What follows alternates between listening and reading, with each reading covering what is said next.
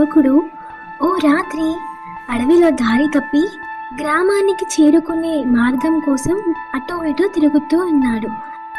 అదే సమయంలో దూరంగా ఓ పులి కనిపించింది. భయంతో ఒక చెట్టు మీదకి ఎక్కాడా ఆనందయ్య. ఆ చెట్టు కింద 3 దయ్యాలు మాట్లాడుకుంటూ కనిపించాయి. అవేం మాట్లాడుకుంటున్నాయో చాటుగా విన్నాడా ఆనందయ్య.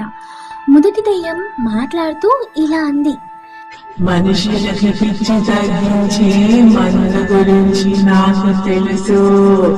దాన్ని నేను ఈ చెట్టు కిందే దాచి ఉంచాను అని అంది. రెండో దయ్యం: నేను బ్రతికుండంగా బాగా సంపాదించాను. అవి మా ఇంట్లో ఉన్న పెట్టెలో దాచాను అని చెప్పింది. మరి మూడో దయ్యమేమో: నా దగ్గర అంతకంటే గొప్ప వస్తువు ఉంది. ఎలాంటి వీరుడినైనా ఎదిరించే కత్తి ఒకటి నా దగ్గరుంది. అది ఊరి చివరలో ఉన్న బావిలో దాచాను అని చెప్పింది. ఆ రాత్రి ఆ చెట్టు మీదే నిద్రించిన ఆనందయ్య మరుసటి రోజు పక్కూరికి చేరుకున్నాడు.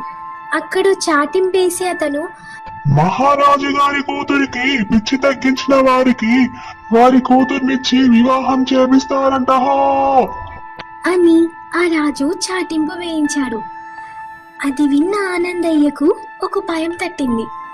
మొదటి దయ్యం చెప్పినట్టుగా ఆ చెట్టు కిందికి వెళ్ళి మందు తెచ్చి ఆ రాజు కూతురికి పిచ్చి తగ్గించాడు. కానీ ఆ రాజు మాత్రం: నువ్వు ధనవంతునివి కావు, ఇంత డబ్బు రాజ్యం నీకు అప్పగించడం ఎలా అని ప్రశ్నించాడు. దాంతో రెండో దయ్యం చెప్పిన ప్రకారం ఆ చోటుకి వెళ్ళి ధనరాశులన్నీ తెచ్చి రాజుకు ఇచ్చాడు.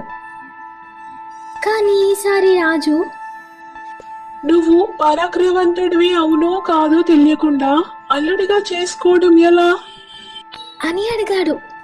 దాంతో ఆనందయ్య మూడో దయ్యం చెప్పినట్టు ఊరి చివరి బావి దగ్గరికి వెళ్ళి అక్కడి నుండి కత్తి తెచ్చి రాజు చెప్పిన వీరులతో తలబడి ఎదురించి గెలిచాడు. అది చూసిన రాజు ఆనందయ్యను యోగ్యుడిగా భావించి అతని కూతుర్నిచ్చి వివాహం చేశాడు.